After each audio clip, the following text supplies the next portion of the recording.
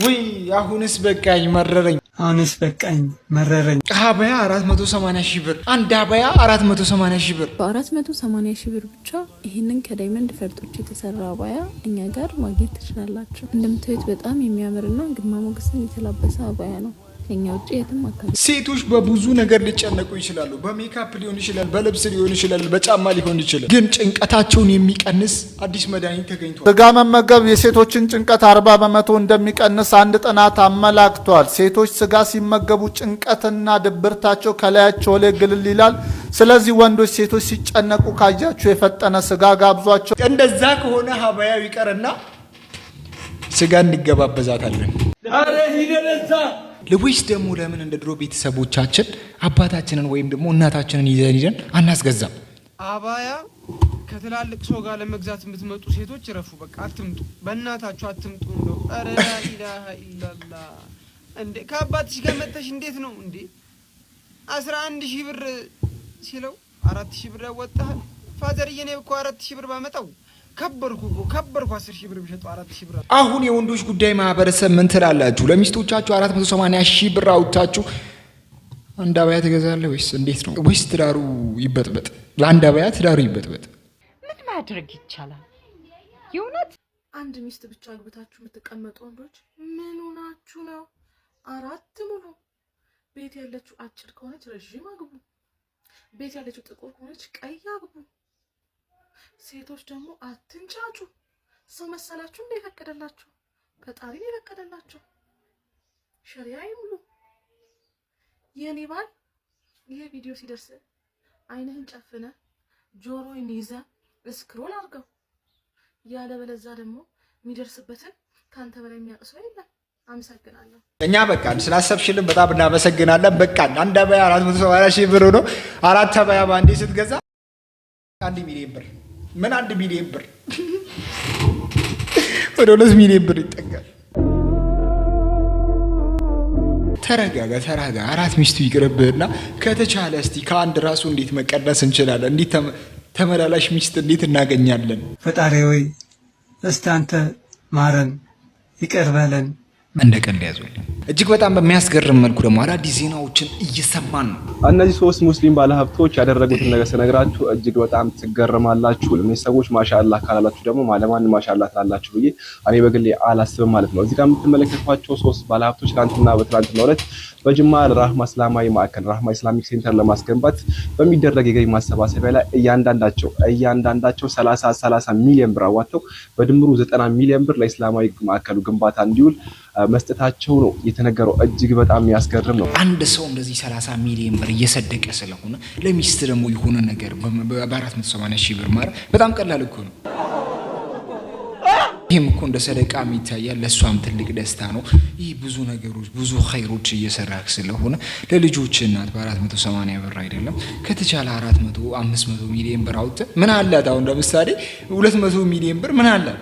ሰው 100 ሚሊዮን ከሌለው አሁን ባለው በኢንፍሌሽን 100 ሚሊዮን ከሌለው ምንም የለውም እያልኩ ነው። እስከ ዛሬ ቴምር ታመጡልኝ ትሰጡኝ የነበራችሁ ሙስሊም ጓደኞቼ በጣም ነው የምወዳችሁ።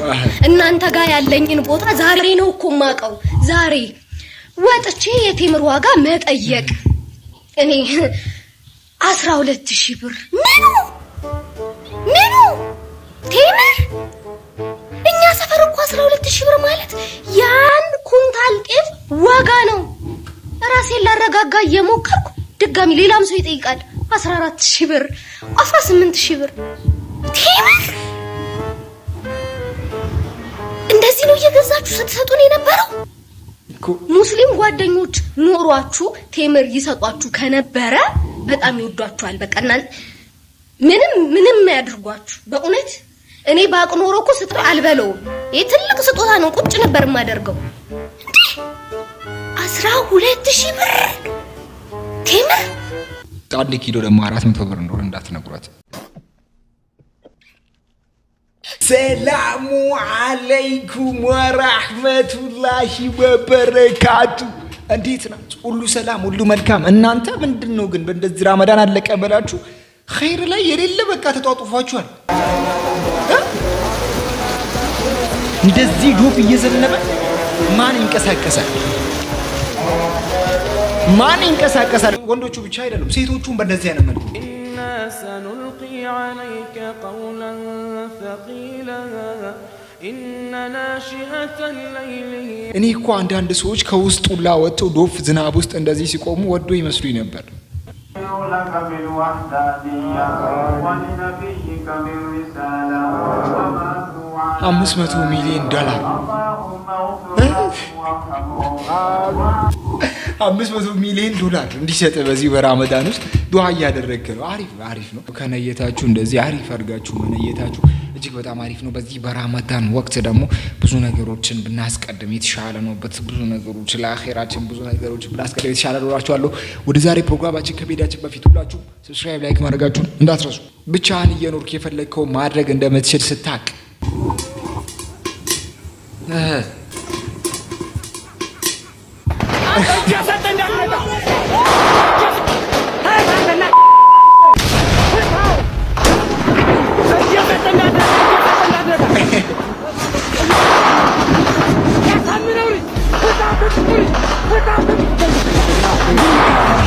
እጅግ በጣም በሚያስገርም ደግሞ ወደ ቀጠናው ዙሪያ ስንመለስ የኢራን ሴቶች እጅግ በጣም አስገራሚ ድርጊትን አድርጓል። ሰዓት የኢራን ሴቶች ተግባር ዓለምን እያነጋገረ ይገኛል። የኢራን ሴቶች የግል ወርቃቸው ለሚሳኤል ማሰሪያነት እየለገሱ እንደሚገኙ ተሰምቷል። እጅ አንሰጥም፣ አሜሪካን እንዋጋለን ሲሉ በአደባባይ ወጥተው እየተደመጡ ይገኛሉ።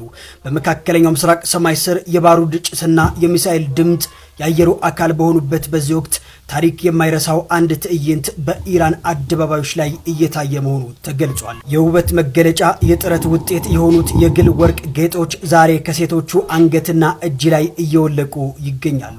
ለጌጥ ሳይሆን ለሀገር መሆኑ ነው የተሰማው።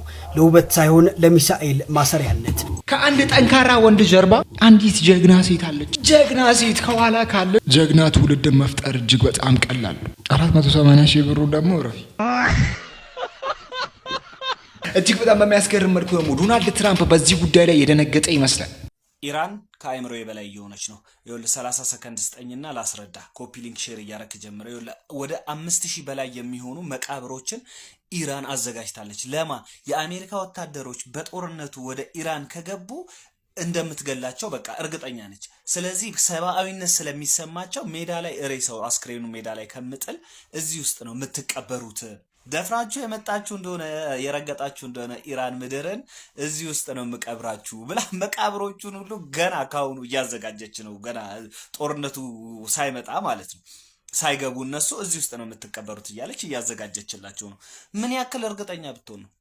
ኢማጂን። ይህንን ነገር ዶናልድ ትራምፕ ሲሰሙ እጅግ በጣም ደንግጠዋል። ኢራን ተግባር አስደንግጦናል ሲሉ ዶናልድ ትራምፕ መናገራቸው ተሰምቷል። ዶናልድ ትራምፕ ከደቂቃዎች በፊት በሰጡት መግለጫ ኢራን የገልፍ ሀገራትን መደብደቧ አስደንግጦናል፣ እንደዚህ አልጠበቅንም ነበር ሲሉ ተደምጠዋል። ከኢራን ጋር ለመደራደር እየሞከርን ነው፣ ነገር ግን ኢራን ለድርድር ዝግጁ የሆነች አትመስልም ሲሉም ተናግረዋል። የሆርሙዝ የነዳጅ መስመር መዘጋትን አስመልክቶ በንግግራቸው እኛ ነዳጅ አያስፈልገንም፣ በቂ ነዳጅ አለን ሲሉ ተደምጧል። በእንግሊዝና በኔቶ ሀገራት አዝኛለሁ፣ እነሱን ለመጠበቅ ብዙ ብር እያወጣን ነው፣ በዩክሬን በኩል እያገዝናቸው ነው፣ ነገር ግን በኢራን የተዘጋውን የሆርሙዝ መስመር ለማስከፈት እርዱን ስንላቸው ችላ ማለታቸው ለእኔ አስገርሞኛል ያሉ ሲሆን አሁንም ቢሆን እኛ ትልቅ ነን፣ ማንም እንዲያግዘን አንፈልግም ሲሉ ተደምጠዋል። ያጣለማኝ ተሳድቦ ይሄዳል እንደሚባለው ዶናልድ ትራምፕ እንግዲህ ግዛ ጠይቆ ገዛውን እምቢ ከተባሉ በኋላ ወደ ስድብ ገብተዋል። ይሄ ነገር እንግዲህ የታወቀ ነው። ዶናልድ ትራምፕ በዚህ ጦርነት ላይ መሸነፋቸውን ላለማመን እንግዲህ ብዙ ጥረቶችን እያደረጉ ነው የሚገኙት። እጅግ በጣም በሚያስገርም መልኩ ደግሞ የአረብ ሀገራትን ደግሞ እየኮነኑ ነው። የአረብ ሀገራት መሪዎች ከሚያመልኩት አላህ በላይ ዶናልድ ትራምፕን ይፈራሉ። ይህንን የተናገሩት እኚህ ሰው ናቸው። እኚህ ሰው ደግሞ የሩሲያ የውጭ ጉዳይ ሚኒስትር ሰርጌይ ላቭሮቭ ይባላሉ። ታዲያ አሁን ላይ በርካታ የአረብ ሀገራት መሪዎች ትራምፕን በመፍራትም የተለያዩ ፖሊሲያቸውን እየቀየሩ እንደሚገኙ ከገለጹ በኋላ እንደውም ደግሞ ከሚያመልኩት አምላክ ከአላህ በላይ ትራምፕን ይፈሩታል ሲሉ ገልጸዋል። እዚህ ባለፈም ደግሞ አሁንም ሩሲያውያን ከኢራን ጎን እንደሚቆሙ ገልጸው ሩሲያ በፍጹም ጓደኛዋና የድሮ ወዳጆቿን አትከዳም ሲሉ አስረግጠው በመግለጽም ሁል ጊዜም ቢሆን ከኢራን ጎን እንደሚቆሙ አረጋግጠዋል። እስልምና ራሱ ልዩነቱን እያሰፋ እንግዲህ እንደዚህ በጠላት እየተበላ ይገኛል። እጅግ በጣም በሚያስገርም መልኩ አረቦች እንግዲህ ወደ ኢራን ተመልሶ ኢራንን ሁሉ ለመዋጋት አንዳንድ ምክንያቶችን እያቀረቡ ብዙ ነገሮችን እያደረጉ ነው። ይሄንን የምታደርገው ደግሞ አሜሪካ ነው። አንዳንዶቹ ደግሞ የኢትዮጵያውያን ሰዎች ደግሞ ሺዓ ሙስሊምን መሆን እንፈልጋለን ሲሉ በአደባባይ እየተናገሩ ነው። እኔ ሺዓ ሙስሊም እምነት ተከታይ ነው የምሆነው።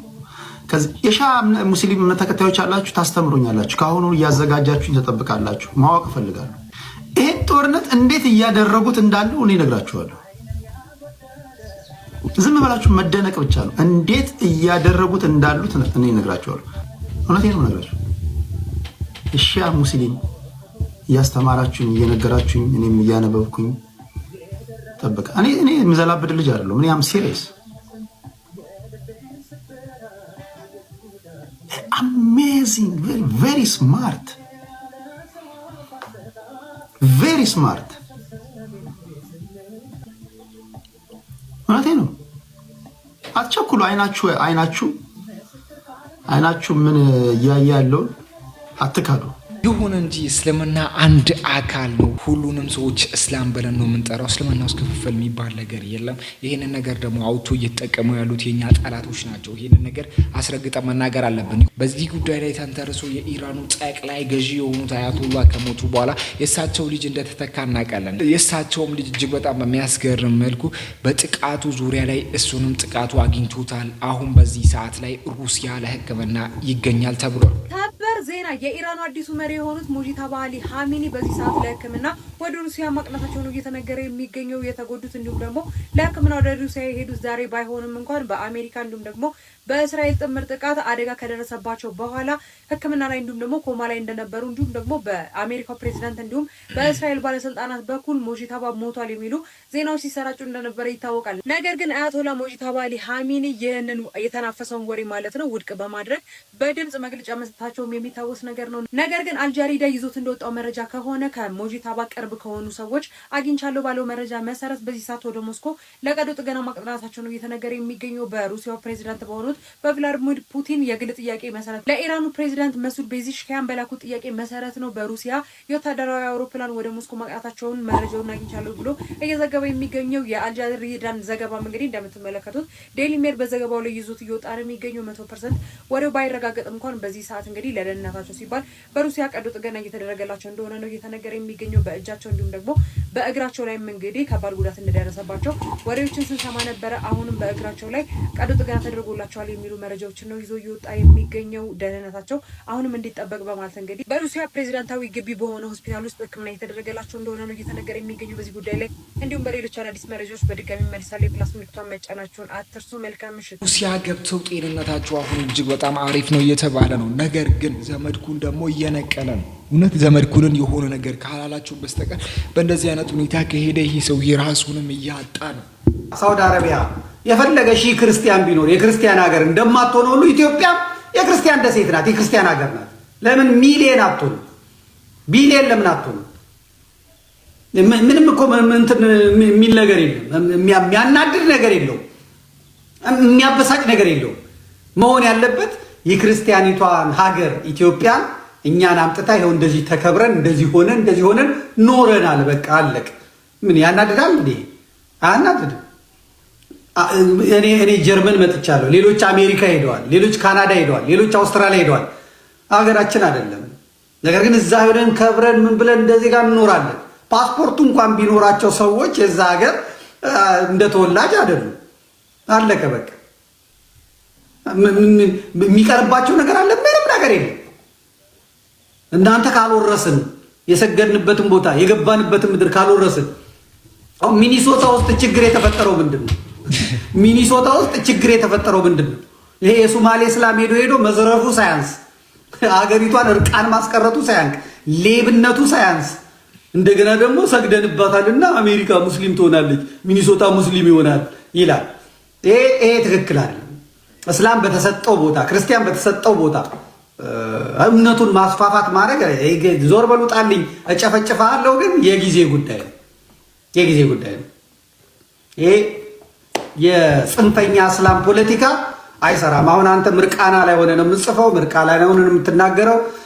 ይሄ ትክክል አይደለም። ይሄ ትክክል አይደለም። ሐቁን መነጋገር፣ እውነቱን መነጋገር መቻል አለብን። ይነስራቸዋል እውነት ሲሰማ። ጸብ አይደለም ይሄ ክርክር እንትን አይደለም።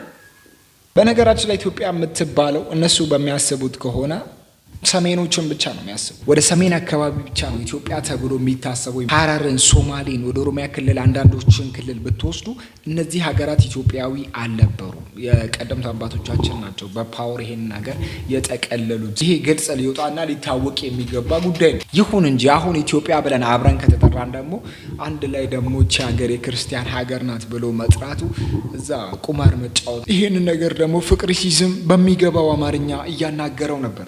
ሙስሊም ዓለምን የሚገዛ ይሆናል እንዳለ ብታምኑ ባታምኑ ለሙስሊሞች ማስተላለፍ ለምንድን ነው እንደ እፎይ ቤት ያለ እየገባችሁ ራሳችሁን የምታሰክሩት የምታበሳጩት እምነታችሁንስ የምታረክሱት? በዓለም ላይ 2.1 ቢሊዮን ሙስሊም እንደሆነ አታውቁም እንዴ? 46% አፍሪካ ሙስሊም እንደሆነ አታውቁም? የዛሬ 100 ዓመት 5 ሀገሮች ብቻ ናቸው ኢስላም ካንትሪ የነበሩት። አሁን 70 ምናምን ሀገር ናቸው። ከ50 ዓመት በኋላ 100 ምናምን ሀገር ይሆናሉ። ይህ ማለት የዓለም ግማሽ ህዝብ የታወቀ ሙስሊም ዓለምን የሚገዛ ይሆናል እንደ አሜሪካ ብታምኑ ባታምኑ። ምክንያቱም ነቢዩ መሐመድ የእውነት ነቢይ ስለሆኑ። ለእምነታችሁ ቦታና ክብር ስጡት። የማይሆን ቦታ አትገኙ። ምክንያቱም ብዙ አይነት ሰዎች አሉ፣ ጠላቶች የማይወዷችሁ የሚወዷችሁ፣ ያልገባችሁ የገባችሁ፣ ያልተረዷችሁ የተረዷችሁ፣ ሁሉንም ስታስረዱ አትገኙ እና እምነታችሁን የሚያረክስ ቦታ ባትገኙ እላለሁ። ዘመድኩን ይሄንን ከሰማ እኔ ስንት ሞት ነው የምሞተው? እኔ ሞት ለኔ ስንት ሞት ነው እኔ ጋር የገባው? how many times this come to me and we have take punch each other together. ስንት ዓመት ሆነ ከሰለምክ? አረ ዓመት አልሆነኝም። ያሰላም ወላሂ የሚገርም ልጅ ነው። ባለፈው ቪዲዮ እያየሁ ነበረ ተለቆ እንዴት ከፓስተር ገና 3 ወር አይደለ? ወር አካባቢ እኮ ነው የሰለመው። ማሻአላህ እስካሁን በእጅህ ላይ ሰዎች እስልምናን ተቀብለዋል? ስንት ሰዎች ሰልመዋል? በኔ አረ አንድ ጊዜ 17 የሚሆኑ ቤተሰቦች ወደ አሰላ አገሬ ደግሞ ብዙ ናቸው። ማሻአላህ ጠንክር፣ በርታ። ወንድሞች ከጎን ሆናችሁ እስላማዊ ዕውቀትን የሚያገኝበትን መንገድ አመቻቹለት። ከእስልምና ያለውንም እንዲሁም ከክርስቲያን ያስገርማል። ይሄ ህፃን ልጅ በዚህ አመቱ ስንት ሰውን አስልሟል? አንቺ ጣቢያ 470 ሺህ ብር ካልተገዝያል እንት ያለሽ እኔ አይመለከትም። በዚህ እኔ የለሁበትም። ከ12 ዓመታት በላይ ታስራ የቆየችው አንድ እህታችን አለች። ለዚህ እህታችን እንግዲህ ብዙ ብር ተሰብስቦ ነበር። ወደ 2 ሚሊዮን የሳውዲ ሪያል ተሰብስቦላት ነበር። ይሄ ማለት ወደ ኢትዮጵያ ሲገለበጥ ከ40 ወር እስከ 50 ሚሊዮን ብር የሚደርስ ብር ነው። ይሄ ብር ከተሰበሰበ በኋላም ደግሞ እቺ ልጅ ከዛ ትወጣለች ተብሎ እየተጠበቀ ነበር። ይሁን እንጂ 11 ዓመት ሙሉ ታስራ ትለቀቃለች እየተባለ 2 ዓመት ተጨምሮ 13 ዓመት ሆኗታል። አንዳንዶቹ ይሄንን ብር ለመብላት ካልሆነ እንጂ እቺ ልጅ አትለቀቅም፣ የመሞቷ እድል እርግጠኛ ነው ተብሎ ይወራል። ሌሎቹ ደግሞ ይሄን ሁሉ ዓመት አያቆዩአትም ነበር ወይም ደግሞ ይገሉአት ነበር ብሩን ባይወስዱ ኑሮ ተብሎ በሁለት ጎራ ተከፍሎ ይወራል። እቺ ልጅ ደግሞ ማናት ብላችሁ ከጠየቃችሁ እንደ አንድ ግለሰብ ከኢትዮጵያ ወጥታ የሰው ቤት እየሰራች ወይም ደግሞ የማዳም ቅመም ቤት እየሰራች ባለችበት ሰዓት ላይ ነበር አንድ ህፃን ልጅ በእጇ ላይ ይሞታል። ይሄ ህፃን ልጅ በድንገት ከሞተ በኋላ እሷ ወደ ፍርድ ቤት ታቀናና የሞት ፍርድ ይወሰንባታል። ቤተሰቦቹ የሞት ፍርዱን አንፈልግም፣ 2 ሚሊዮን ሪያል ከሰጣችሁን ይሄንን ፍርድ እንዲቀየር እናረጋለን ተብሎ ቤተሰቡ ይሄንን ሀሳብ አቅርበው ነበር። ይሄንን ሀሳብ ደግሞ ኢትዮጵያውያን ተቀብለን ኢትዮጵያውያንና ኤርትራውያን በዚህ ነገር ላይ ተስማምተን ብዙ ብር ኢንቨስት አድርገን እቺ ልጅ ከዛ ለማስወጣት ብሩ ተሰብስቦ እንዳለ ብሩ ሂዶ ገብቶ ነበር። ከዛ በኋላ እንግዲህ ያለውን ነገር ምንም ነገር አልሰማንም። አሁን ግን እየተወራ ያለው ነገር እጅግ በጣም ያሳዝናል። ወላሂ ብሎ ደጋግሞ ብለው ነው ነገሩት። ቆሻሻ ውስጥ ነው የምተኛው፣ አትበላም። እንትን ዕቃ ራሱ መወርወር ጀምራለች እዛ ውስጥ እስር ቤት ውስጥ ዕቃ ራሱ መወርወር። እጇ የታሰረው ለዛ ነው። አዎ አሉን። ዕቃ ምናምን መወርወር ስትጀምር ከዛ እጇን እና እግሯን አስሮ ወደ ሌላ በረዶ ክፍል አስገብቷት በረዶ ተከፍቶባት ብርድ ልብስ ሽፍንፍን አድርጋ ማጸኗ እንትን ብሎ አይኗ ራሱ አይገለጽም። ሰው ራሷን መስለም በእናትህ አልቅሳ ማለት ነው። መጨረሻ ላይ እኔ ነገ ነግሬ ልክልሻለሁ። በእናትህ ሙባረክ እናት ካለክ እንድትሞት ባልና ጩህ። ኢትዮጵያውያን ካንተ ጋር ጩህና ትገደል። እኔ ሴልኝ ነኝ አለች። እሷ ካለችበት ኑሮ ወላሂ ሞት ክብር ነው። ትሙት ትገደል፣ እየተጫወቱባን ነው አለች። ጭንቅላታ ራሱ ስተዋል።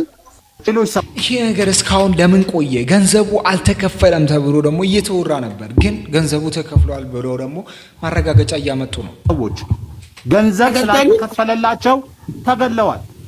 እሷ የተረፈችው ገንዘቡ ስለተከፈለ ነው። ገንዘብ ከተከፈለ መውጣት ነው ያለባት።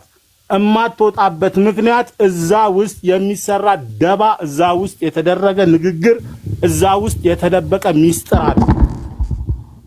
ከድር ሊያስለቅስ የሚገባው ያንን ሚስጥር የደበቀው አንተ ነህ ማለት እነሱ ፕሮሰሷን የማይጨርሱት 9 ሚሊዮን የተረፈውን 9 ሚሊዮን እንዲሰጣቸው ንግግር ስላደረጉ ነው። አለቀ በቃ እኮ በማን አካውንት ነው 9 ሚሊዮን እንዲገባ የተፈለገው? እሺ እንዴት ይሰጣቸው 9 ሚሊዮን? እሱማ ንግግር ይፈልጋላ። በማን እናስገባው በምን እናስገባውማ በውስጥ መሳጠራሉ፣ ይነጋገራሉ። ግልጽ እኮ ነው። እኛ ግን ይሄ ገንዘብ ቢወጣ የሌላ ቤተሰብ ገንዘቡን አጠፋው ብለን አደባባይ አውጥተን እናሰጣቸዋለን። አሲያ ስላለሽ ነው። ገንዘቡን እየተከታተልን ስለሆነ ነው። የኛ ገንዘቡን መከታተል አሁን ነገሩን ወደኛ ሊያመጡት ነው። ገንዘቡ ለነሱ ስላልተሰጠ እሷን አስገደሏት ሊሉ ነው የሚፈልጉት። እጅግ በጣም ከባድ ሰዎች ናቸው። እውነታው ይሄ ነው። ስለዚህ ለኛ 9 ሚሊዮን የማይሰጠን ከሆነ ፕሮሰሱን አንጨርስ። ተሰማችሁት ነው። ብዙ ነገር ይወራል። ይሄ ነገር እንግዲህ እንደዚህ እየተንዛዛ እሷ ደግሞ ሞቷን እየተመኘች ያለችበት ሁኔታ ነው ያለው። ሰው ለብር እንዴት እንደሚሆን ብቻ አላውቅም። ሂጃብ እኮ አልተከለከለም። እኔ እኮ ሂጃብ ለብሼ አይደለም ቁጭ ያልኩት እዚህ። ማንም አይከለክለኝ። ሙስሊም ሆኖ በአመራር ደረጃ ያሉ ሴቶች በሙሉ እኮ ሂጃባቸውን አላወለቁም። የኔ ችግር ካልሆነ በስተቀር መንግስት አልከለከለኝም። በፍጹም ችግሮች ሊኖሩ ይችላሉ። በግለሰቦች ደረጃ ችግር ሊፈጠር ይችላል። መንግስት እየተከታተለ እያስተካከለ ነው ያለው። ስለዚህ ሂጃብ በህግ ደረጃ የተከለከለ አይደለም። ግን ደግሞ አንዳንድ ታሳቢ የምናደርጋቸው ሁኔታዎች ደግሞ ይኖራሉ። ከዚህ ከውክልና ጋርም እኮ ትልቁን ምክር ቤት እኮ ሙስሊም ነኝ እኮ እኔ እየመራው ያለው የህዝብ ቤት በጣም ትልቁ ስልጣን ማለት ነው። ምናልባት በኋላ ክብርት ከንቲባም ይናገራሉ እያስባለሁ። ዋና ምክትልም እኮ ሙስሊም ነን።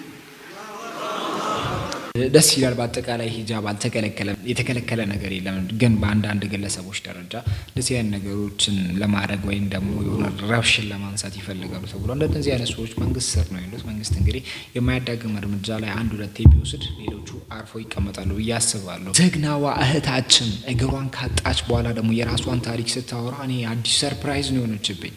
አግብታ 2 ልጅ እንዳላትም ሰምቻለሁ። እኔ ጋር አይደለም የሚኖሩት አያታቸው ጋር ነው። ግን እዛ ሄጂ በማያቸው ሰዓት እግርሽ የታላል ጠየቁ። እስቲ እንሽልሽ ድሮ ያሽኝ ነበርና እንሽልሽ ብለው ሲከፍቱት ይሄኛውን ብቻ ዘረጋውላቸው። ያኛውን ዘርጊው አለኝ። ያጠፍሹን ዘርጊው። አላጠፍኩትም፣ ሆስፒታል ነው ያለው አልኩት። ሆስፒታል ነው ለምን ሊሰራ ያቺ ሰርጀሪ የተሰራበት ቦታ ያውቁታል፣ ቁስሉ ማለት እሱ ሙሉ እንደዚህኛው ቆንጆ አድርገው ሊያመጡልኝ ነውና ሲመጣ ደግሞ መጣለው አልኳቸው። አሁን ሄዳለሁ። አሁን ትሄዳለች። 5 ዓመት በትዳር ቆየሽ? አዎ፣ በልጅነቴ ነው ያገባሁት። በልጅነትሽ ነው ያገባሽው? ግን ደግሞ የሰማሁት አሳዛኝ ነገር እውነት ይሁን ውሸት አላውቅም። የጧት ካንሰር እንዳለሽ ተነግሮሽ ከሰዓት በኋላ ፍርድ ቤት ጉዳይ ነበረሽ። ያ ሁለቱን ስሜት ማስተናገድ በጣም ከባድ ይመስለኛል። በጊዜው በጣም ከብድ ነበር። በጊዜው ይከብዳል። አሁን ላይ ጠንክሬዚ በቃው እንጂ በሰዓቱ በጣም አንገቴን የደፋውበት ታይም ነበር። ልጆቼንም እንደዛው። ስንት ልጆች ያፈራችሁ? 2 አልሐምዱሊላህ። ነገሮች ወደ ቀበ ፍቅር የመደምደም እድላቸው የጠበበው ለምንድን ነው? ምክንያቱም ወደ ፍቺ ካንቺ ጋር መፋታት ይከብዳል ብዬ አይ አንዳንዴ ያላ አለመግባባት ተፈጥሮ ነው። አልሐምዱሊላህ በዛን ታይም ደግሞ እሱም ልጆቹን ተቀብሎ እኔ ያሳድግልሻለሁ አንቺ ታከሚያ ነኝ። ጥሩ አባት አላቸው። ስለዚህ ባለቤትሽ በፍቺ ጋብቻው ይደምደም እንጂ ለልጆችሽ ጥሩ አባት ነው። ዋው ጥሩ ሰው ማግኘት ራሱ ደስ ይላል። ልጆችሽን እያዩ ነው በፎቶ። ማና ናቸው? የመጀመሪያው ካሊድ፣ የሁለተኛው ሰልማን። ሰልማንና ካሊድ በጣም ደስ የሚል ስም ነው ያላቸው። በጣም ስለዚህ ሁለቱን ስሜት አስታመሽ በጣም ከባዱን ጊዜ ሁሉ አልፈሽ ነው። ለምሳሌ የፍቺ ስሜቱ መንፈስን የሚጎዳ አይነት ስሜት አለው ብዬ አስባለሁ። ከራስ ጋር ሙግት አለው። እንደገና ደግሞ በዚህ በኩል እኮ ከካንሰር ጋር ራሱ አሁን ካንሰር እንዳለብሽ ራሱ ማወቁ ደግሞ ሌላ አስቸጋሪ ስሜት አለው ብዬ አስባለሁና ሁለቱን አንድ ላይ ያስታመምሽበትን ቀን እስኪ አስታውሰሽ ንገሪኝ፣ እንዴት አለፈ? በጣም ከባድ ጊዜ ነበር። በጣም እንደዚህ አልፎት ዛሬ ቁጭ ብዬ አወራለሁ ብዬ አልጠበቅኩም። በዛም ታይም አልሐምዱሊላህ በጣም ማለቅስበት፣ በቃ የታመምኩበት፣ በጣም የተሰቃየሁበት ወራቶች ነበሩ። ከካንሰሩም ተነገረኝ፣ በቃ ተደራረበ። ጠዋት ተነገረኝ፣ ከሳክ ካንሰር ተባልኩ። ከ15 ቀን በኋላ ኬሞቴራፒ ጀመርኩ። ኬሞቴራፒ ሲጀምር ሴትነቴን ያጣሁት። ሴት ልጅ መጀመሪያ ውበቷ ጸጉሯ ነው። መላጣ ነው እንዳንተ የሆንኩት። አመሰግናታለሁ። ለቱን ለምን ጥሩ ሂደሽ ተረስተሽ ሴፉን አገለጣሽ። እኔስ በቃ አሁንስ መረረኝ ብሏል ሴፉ ራሱ። እጅግ በጣም በሚያስገርም መልኩ እንግዲህ ታሪኳ በእንደዚህ አይነት ሁኔታ መቀጠሉ እጅግ በጣም ያስገርማል። እቺ ልጅ ጀግና እህታችን እየሳቀሽ ፈገግታዋን እያሳየች እንኳን ነገር የሆነ ነገር ልትሸለም ይመስላል። እንግዲህ እግሯ ሊቆረጥ ሲል እንደዛ ፈገግታዋን ካየን በኋላ ሁላችንም ተገርመን ነበር። ሁለት ልጅ አላት ሲባል ደግሞ እኔ ሰርፕራይዝ ነው የሆንኩት። እናንተ ምንድነው ይመስላል? ሀሳባችሁን በኮሜንት ስር መጻፋችሁ እንዳትረሱ። ረመዳን አልቋል። ከእንግዲህ በኋላ አንተ ወደ ዱርዬነትህ ከተመለስክ አንቺም ደግሞ ዝም ብለሽ የምትይው ነገር ማታቆሚ ከሆነ እንገናኛታለን የሆነ ጊዜ። እስካሁን አብራችሁ የቆያችሁ ሰዎች